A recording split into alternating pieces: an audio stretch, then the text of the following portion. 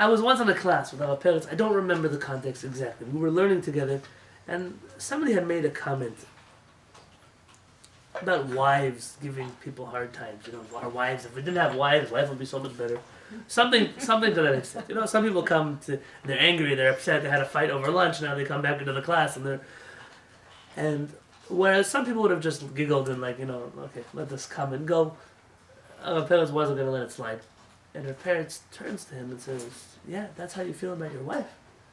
He said, let me tell you, if you weren't married to your wife, he said, okay, obviously you wouldn't have children, but your children would be crazy. He said, they would be lunatics.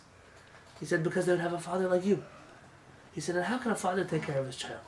He said, you know what you would do? He said, you'd be good for nothing. He said, your child cries, you're probably not the one even who goes to pick him up. He said, your child is hungry, you probably don't even know he's hungry. You're waiting for him to come make his own food. He said, oh, it was put down. He says, it's because we have mothers that children come out alive. That's what he said. They survive their childhood, they have somebody who cares about them, they have somebody who takes care of them, they have somebody who knows what they feel and how they smile and how they... He says, so please, don't talk like that about your wife. This was his comment. Whether we like it or not, you can never make a general statement because general statements are generally wrong. But more often than not, there's a bit of truth to them. Our rabbis have always viewed the relation between a husband and a wife with a wife being more in tune and more in sync to the needs of her home, of the people in her family, of her children, of their grandchildren, of her... more in sync, more in tune, more compatible, more understanding, and more aware. Our rabbis view a man as a little more distant and not always able to connect so well, not able to sympathize so well. Not always. There could be crossovers. You could find a woman who's terrible at raising her children and a father who he's the one who does it. It could be. Everything in the world is like that. But apparently speaking again here in a general term. Teva Haisha, the nature of a woman. Ofia utzona, her character, her desires.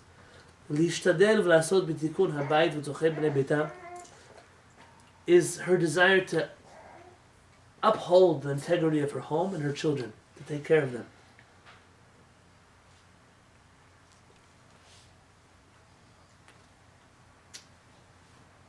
ובכך מנוחת נפשה ושמחתה, and it's therefore her, what gives her calm and peace in life is to know that bnei beita yimtzeu b'atzochehem, that her children, her family should find what they need in their home.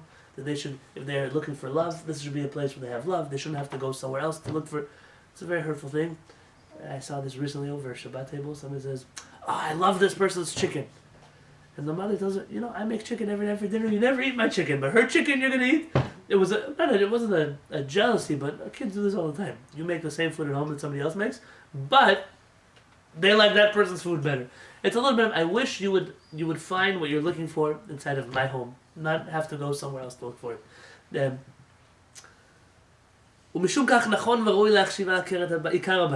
He says, therefore it's proper, it's fitting that a woman should be the foundation of a person's home. You should know that in Halakha we give a lot of weight to this discussion. When it comes to naming a child, the husband and the wife are arguing about who should name the child.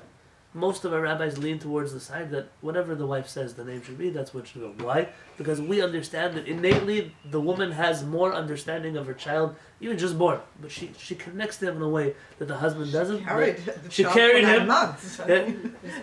But on a spiritual level, she has an understanding of his soul that other people don't have. And therefore we say that when a woman gives birth, she has a certain prophecy, they call it. An understanding of who this child could be or should be or would be.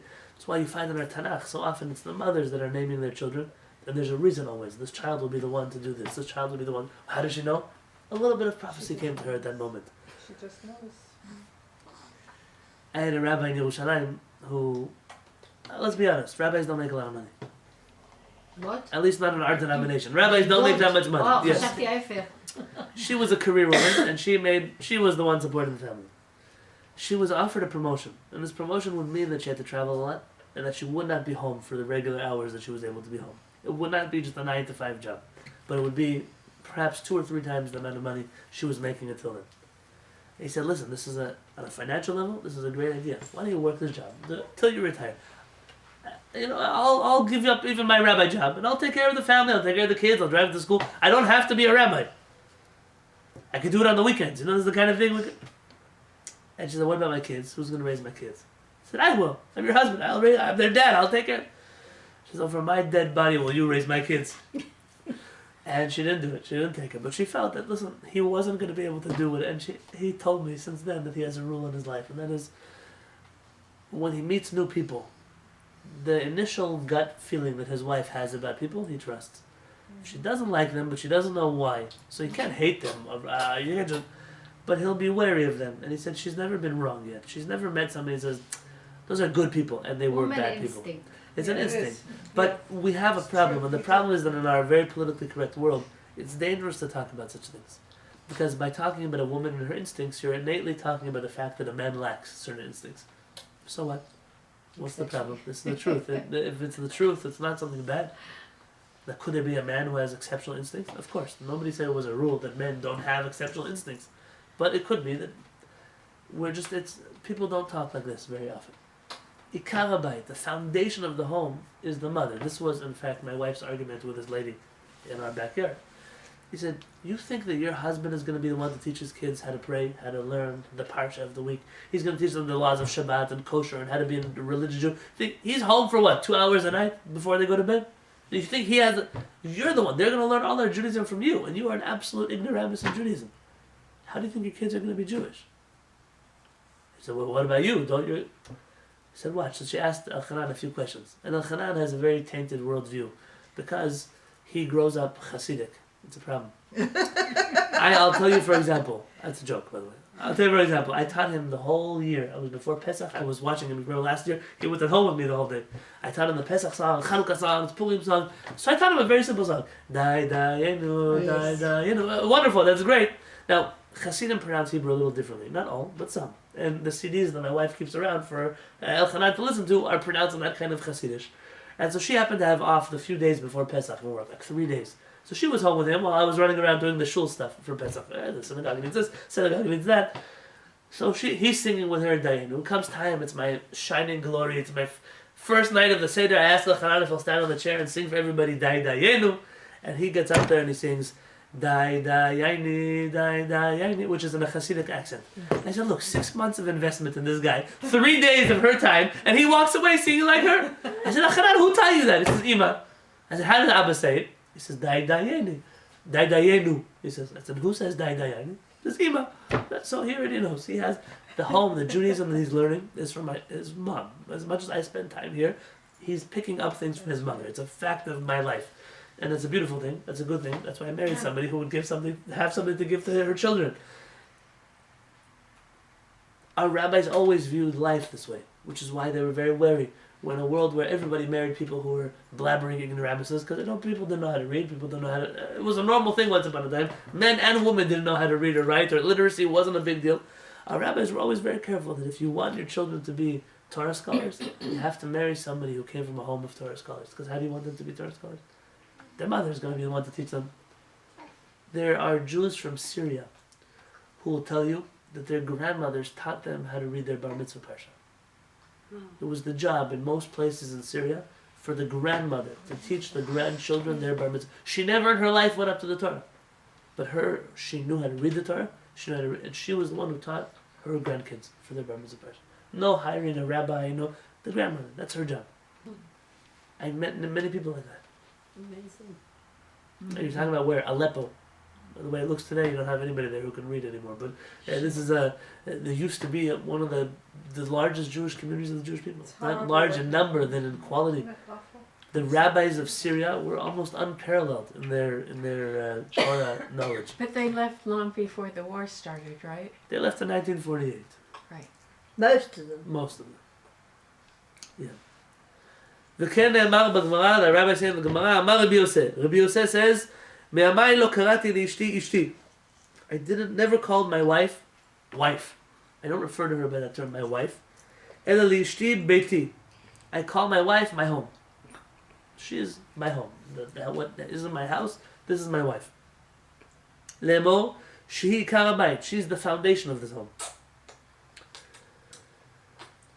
שגם היא תדע ותרגיש שכך היא חשובה בעיניו ומעריך את כל השתתפותה במעשיה בבניית הבית ותיקונו. He said he wanted his wife also to know, I consider you the foundation of the home. It's a strange thing. I've been to houses, and this is no longer Satmar, where the man decides everything that happens under this roof. And you think it's a long time ago? I'm talking to you about 2 weeks ago. Are they religious people? Not necessarily. No. Most of the people I'm thinking about are not at all. Are they Jewish? Not even Jewish. But they live in this mentality where, everybody says, oh, I'll ask my husband, I'll ask my wife. Everybody says that, but we all know what it means. It's just, I'm going to go tell him that he better come over for Friday night dinner. Yeah, that's what we're telling him. But in this house, it really was. This is the kind of man who could bang his fist on the table in the middle of a meal, and he says, when I say no, it's a no. And then this kind of, I call them terrorists, these people. They still exist. And he said, to the contrary, Rabbi Yosef said he needed his wife to know that the home is hers. What happens in this house is hers. When our parents got married, I was once walking with him outside of the Zion Gate in Jerusalem. We're walking to his bus together. And our parents turns to me and says, Yonatan, my wife is very lucky to be married to me. It's a strange statement for a person to make, especially when his wife is not around. I said, yeah, why do you say that? He said, because nowhere else in the world will she find a husband who listens to her like I listen to her. I said, tell me. So when they got married, he made an agreement with him. He said, half the fights that happen in a relationship are because two people want to do two different things at the same time, and they're going to fight over it. So he said, I'm going to tell you the truth. My opinion is what he did. He said, anything that has to do with the Jewish law in my house, which halakha we're going to follow, which prayer books we're going to use, he said, I'm the rabbi, so I'll make those decisions in the house. He said, any other decisions in this house, how we're going to budget our finances, what we're going to invest in, what furniture we're going to buy for the house, which vacations we're going to take as a family, whatever it is that we need to decide inside of our house. He says, she's going to make the decision. It's her decision to make. He said, and I will never cross over those lines. She doesn't cross over my lines. That was their agreement. And she uses this to his detriment very often. For example, very many times I'll call Rav Peretz and she'll answer the phone. And I'll say, can I speak to the rabbi? He says, no. I said, why not? I don't let. He didn't rest enough hours today, so I'm not letting him answer the phone until he goes to rest. He's not a 10-year-old child. He's a grown man with a yeshiva of students around the world who are following. I will hang up the phone. I'll call again. Please speak to the rabbi. Hoping maybe he'll answer. I told you he didn't take a rest yet. Until he agrees to get up and go rest, he's not answering his phone calls. The next time I call, there's no dial tone. I'm plugged in from the wall. And you should know. This is what he told me. When he got married, he told his wife that he has a problem. He could sit at the table and study for 12 hours and not realize that he forgot to go pray, that he forgot to go eat, that he forgot to pick up the kids from school. Just when he studies, this is what he does. He studies. So he asked her that whenever she feels that he's exerting himself too much, too many people are coming to visit him, he's teaching too many hours, she should just come and close his book and send him to go do something else. And so I said, okay, so why is this all coming out right now? What did you do today? He said, today my wife told me I wasn't feeling well. And I said, were you feeling well? I said, I was feeling fine. I said, what happened? She didn't like it. Sounds like I have a cold. I said, okay, so what did you do? He said, I told her I'm okay. I'm going to go. I said, you're not going anywhere. You're not going to go to work today until you go to the doctor. I said, okay, well, we made a rule already in the house that when she says, I go to the doctor. So the problem was, he got thrown out of the doctor's office. One day, B'nai Hashem, you're going to meet Rav Peretz. The simplicity it comes from a deep honesty. It's not like people today. It's from a different world.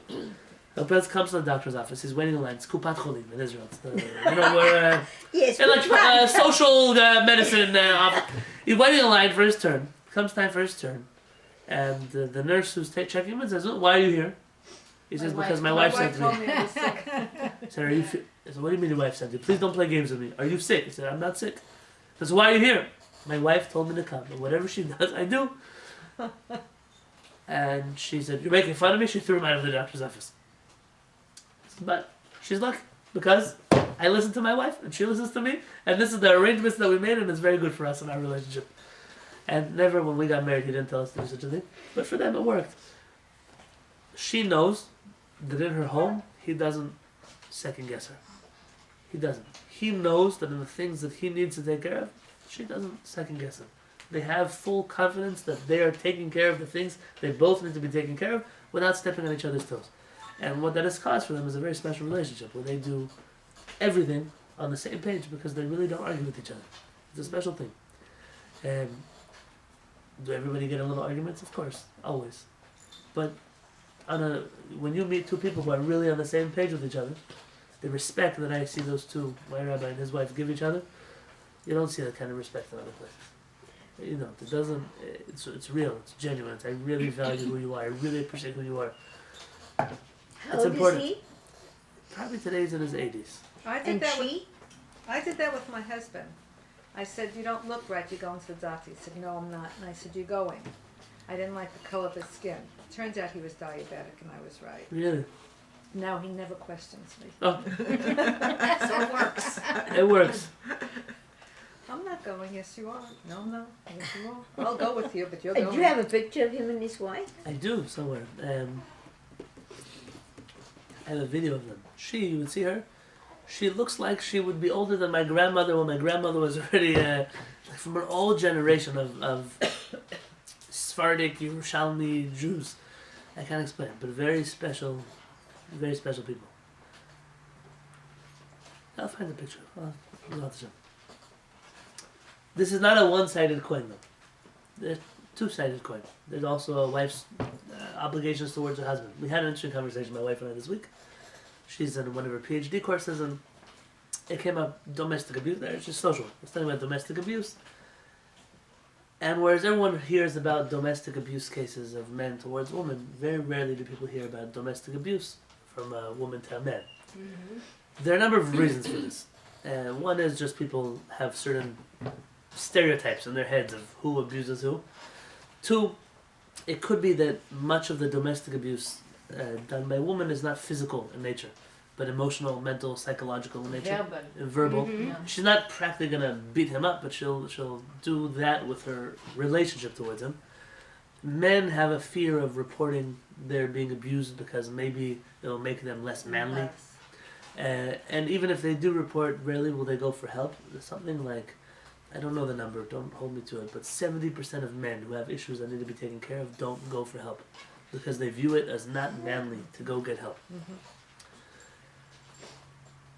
So we're just talking about this, and in general, my attitude towards this conversation is like many other things, that you have to be fair and open-minded to both sides. Just like you have a problem in many divorce courts, where men rarely stand a chance to get custody of their children, there are things that happen a lot, and always men can make problems, not a rule. But a lot of times judges will have in their head this image that the man is always the bad guy, the woman is always the good person. It's not always true. It may be true very often. It's not always true. And living based on these preconceived notions can be very dangerous for society, for you, for decisions that people make, for other people's lives. There's a two-sided coin here. As where we mentioned that the Rambam tells us that a man must respect his wife exactly like he has to love her like he loves himself.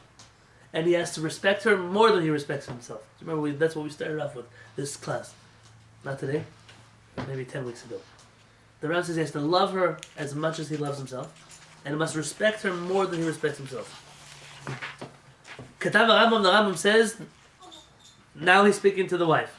V'chen tzivu chachamim al ha'isha, rabbis taught the ladies, שתהיה מכבדת בעלה ביותר מדי.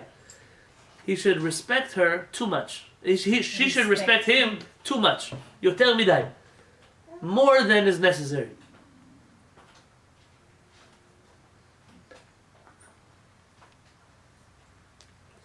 What does it mean, respect somebody too much? It's an interesting statement. So you must respect your husband. Fine, let's respect our husband. What does respect him too much? Accept all of his opinions and let him make decisions for you. Was that what you think the Rambam is saying? Yeah. No, No. no. Okay, ladies. Okay, well it's okay. So you can have an argument. You can fight it out. Maybe she doesn't respect herself and she's putting him up on a pedestal. Well, let's go back. The Rambam says that a man should respect his wife more than he respects himself. How do you do that? What does that mean? You have to respect yourself first, and if you don't respect yourself, how could you respect Anybody. anybody else? Very interesting. So that's the reason I believe the Rambam says you must love your wife as much as you love yourself. You obviously can't love a person more than you love yourself. And so I believe that with love, you can love a person only as much as you are willing to love yourself. A person who hates themselves is not capable of loving somebody else. A person that loves themselves 50% can only love another person 50%. And with respect is only different. I don't know that respect means to listen to somebody. I don't listen to everybody I respect. What is respect? How do you You define allow respect? them to have their opinion even though you may not agree with them. Could you respect somebody and not agree with them? Yes. Absolutely. We have a Absolutely. commandment to respect our parents. That's what I was trying to say. Does a child have to listen to everything their parent tells them? You have to No. listen, but do what you Is it want. respect or That's is what it I keep on honor? telling my kids. You will listen to me, Both. but you do what you want. That's right. Kabed, respect. So Yeah, honor yeah, and respect, the yeah, same yeah, word. yeah. What do in I Hebrew. have to say? Very good. Honor, respect, the same. It could be when a child is 10, they have to listen to everything their parents tell them. This is the nature of that relationship. But let's talk about a person who's in their 30s, 40s, they have parents, do they have to listen to everything they tell them? No. You have to they hear can them. listen, but they don't have to agree, and That's they right. don't You yeah. have have to to do hear what it. they say. You have to hear me out, but then you Do what you want. Yeah. So we had an interesting Free debate. choice. We had an interesting debate about this. It is obvious to the whole world that me and my in-laws don't agree on everything. Absolutely. It's okay. That's Like I most can people. say me and my parents as well because it's always like this with the parents and the in-law. It doesn't But I want to matter. talk about my in-laws because there's an argument whether or not you have to respect your in-laws. Some rabbis say yes, some rabbis say no. I say yes. But there's like your parents. According to the That's your Shulchan Aruch, your in-laws are the Like same your status parents. as your You watch- parents. Exactly. Correct. As your parents. Exactly. If you married her and became one, so you're this is something that the Exactly. world needs to hear about more because it seems like it's okay for a person to love their parents, but his parents don't have to care about. Her parents don't have to care about. It's not That's true. not true. It's not true. And in fact, few things cause as much damage to a relationship as strained relationships between one and their in-laws. Because for you, it's your in-laws, but for her or for him, it's their parents. Their parents. That's right. I'm by my father-in-law's house. My father will bring up a topic that it's obvious I don't agree with him on this topic. My wife will say, no, why don't you say something? I said, you have to understand, do you think I'm going to change his mind? Will I change his mind? Absolutely not, I won't. Will I fight with him? I sure will. When you get me started, I'll get me started. What is the purpose of speaking up? In his house, I'm in his house right now, I'm at his Shabbat table. He should feel like he's the king of the world. correct. If he came to my community, try to shake things up with it, that would be a problem. In his house, go to my parents' house. I struggle, you should know. I've seen people, they go to their in-laws' house, or their parents' house. They say, don't give them too much of this, because I don't like what... You left your kids by your parents for 3 days, and you're still going to tell them what to do with your kids? If you gave your parents your children, you have to trust your parents. I saw somebody in shul recently. Tell them, here, you could hold the baby to their parent. But please don't drop them. This person raised you. They didn't drop you. Maybe they did drop you. Maybe that's why you said such a thing. But Maybe he's this like, attitude of That's so funny. if I'm with my parents, I don't have to agree with my parents. My parents are at my house a lot. We don't always agree on everything. But in their jurisdiction, I want to give them the most respect that I possibly can. They should feel like I treat their words with a lot of respect, and I'll do what I need to do anyways. But to get out and to fight with them about everything and to pick a fight, it's a problem. It's a real problem. I believe that there's a way, the Rabbi was saying, for spouses to still get what they want while making the other person feel that they were heard. And this is what the Rabbi refers to by respect. I'm not going to listen to you, but the person says, no, I'm not listening. What that does is you don't validate that what I have to say is important. And if you don't think that what I have to say is important, I don't think anything you have to say is important either. And then we have this standoff where we're not talking to each other. Says the Rambam, respect them too much. What does it mean? You think that what they're saying is utter nonsense, but give them the time of day. Let them share something. How many of us try to control what our spouses say in public? We're sitting at a table, they're talking, shh, don't say that, it's a stupid story. That's right. Why do you tell Kick under everybody... the table. Why do you tell everybody? You should see. Sometimes my guests they're really limping out of the Shabbat table. They get kicked so much under the table. They want to. Something came up in their heart. They want to share something. Let them share. Nobody said. But what I feel like they're gonna say something that is dumb and it's gonna reflect on me. That's the kind of person I am. I understand. So get insurance for having a spouse like that. I mean, some kind of liability insurance. But let a person feel that they're important. That the things that they feel that they care about are important. There are things that my wife couldn't care less about that really mean the world to me. And she'll go along for the ride. She'll pretend like she actually cares. Why? Because it cares for... If it matters that much to me, then it must be something important. That's called respecting somebody more than... I wouldn't respect myself that much because I don't care. I don't think that's important. But when you're in a relationship with somebody else, to be able to give that little dose of more respect, of I'm respecting you more than I would respect myself, It's very crucial. And it makes both sides willing to hear the other one, to appreciate the other one. Because if you appreciate the things that are important to me, I'll also take care of the things that are important to you. If you can respect your in-laws, then chances are your spouse might learn how to respect your parents as well. If you don't, a person is with a child. The child always sees that someone has an elderly grandmother living in their house. They're always screaming at their mother, you're always leaving your walker around. You always... And then the child, at 11 years old, starts screaming at her mother. Says, don't scream at your mother. Says, but you scream at your mother. You taught me to scream at grandma. So, why can't I scream at you? What does it say?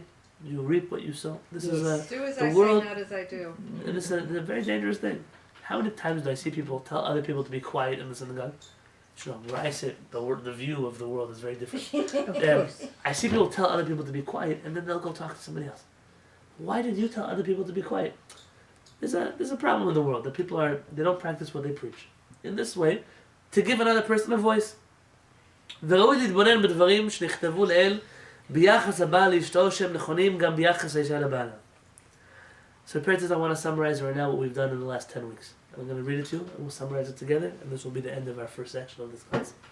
The first thing that we mentioned is that we are more related to each other as spouses in a relationship than we're related to anybody else. I am more related to my wife than I am to my mother. And that is a fact on the ground. Yes, Sure, I my mother agree. gave birth to me. It doesn't mean disrespect towards my parents. But we are considered that for my flesh, who is my flesh? My spouse. This is something we started off with. It doesn't mean, therefore, your family is not your family. What it means is between my immediate family and the people who are related to me, my wife and my children and my husband, they are my priority. How else would the world function if that wasn't the truth? What happens when that's not the case? We mentioned this when we talked then, that sometimes a person is in an uncomfortable situation where they choose between their spouse and their parents, or their spouse and their That's a siblings. problem. It's a problem for the spouse to put their spouse in a situation where they have to choose between your father or me. Why would you put me in that situation? But sometimes it's not the spouse who does it. Sometimes it's the parents who do it. Sometimes the parents can never appreciate the fact that this child is married. She has a husband now. He has a wife now.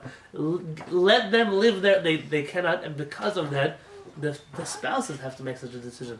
In which case, it's not fair for the parents. For what? What are you accomplishing? I recently had a couple, and their parents come talk to us, and I said, "What do you want? I told the in-laws, you want them to get divorced? Is that what you want? No, God forbid. I said, so why will you not let them breathe? Everything that she does is wrong. Everything she does is wrong. What do you want? Do you want her to go? It's the worst thing that ever happened to him. Is she really the worst thing that ever happened to him?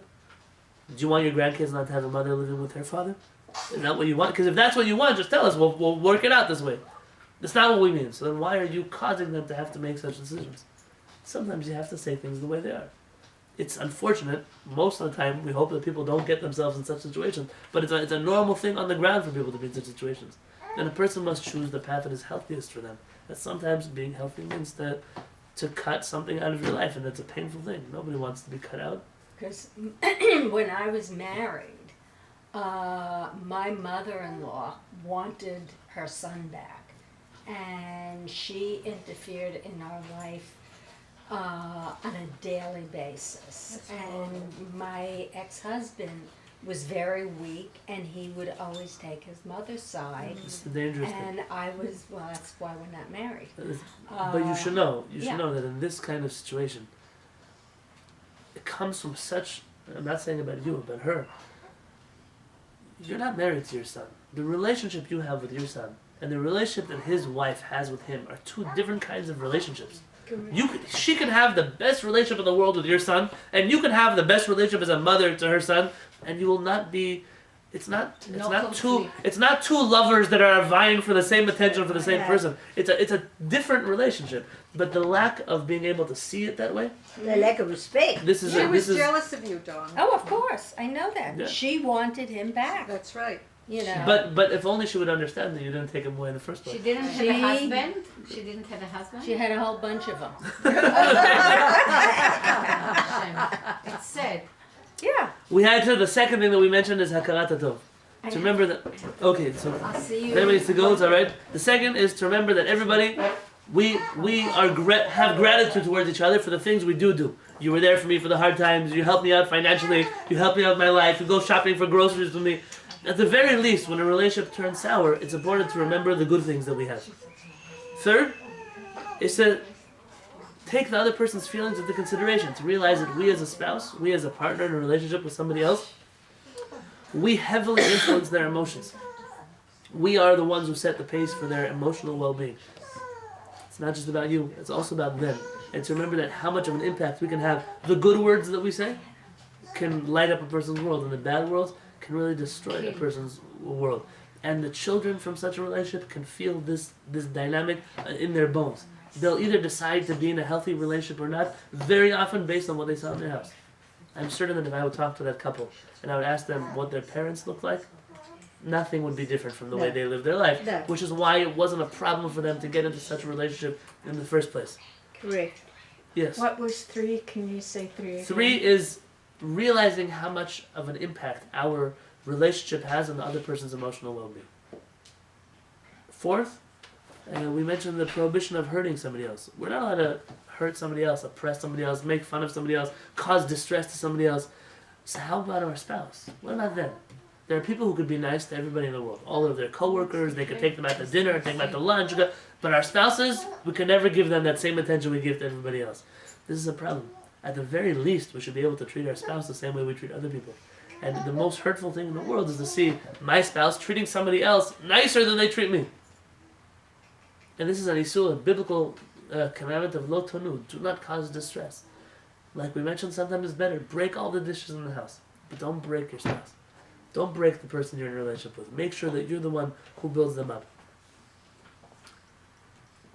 And we say, last but not least, there's a new teaching that we're going to end off with today.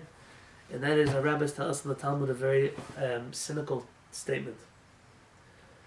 It says that a person should pray for any evil in the world to happen to them, except for an evil spouse. Because that's the only thing that can really get you. The only thing that can really destroy you is a spouse that is evil towards you. Everything else, a bad boss, a bad coworker, bad neighbors, bad diseases, everything can be fixed. But a spouse that hates you, that just wants to make your life miserable, this is the kind of thing. And so the other way around. You should pray, all the goodness in the world is okay if you don't have. But the goodness of having a good spouse doesn't make a difference if you live in a barn and you're sleeping on hay, but you have somebody in your life that loves you and cares about you and is sharing their destiny with you. That's the best thing you can ever have in your life. And if you've merited to have such a relationship in your life, you're very blessed. It's a very special feeling to know that I'm not alone. There's a person who's with me, not just on a physical level, but on a soul level. This is something, it's an experience of bliss that not everybody in the world gets to merit. But if you do, don't take it for granted. Make sure that you maintain and that you encourage and you keep developing this relationship, because you'll be amazed at what kind of things can still come out of such a relationship. Everyone should have a beautiful day. Thank you for letting me cross. Wow.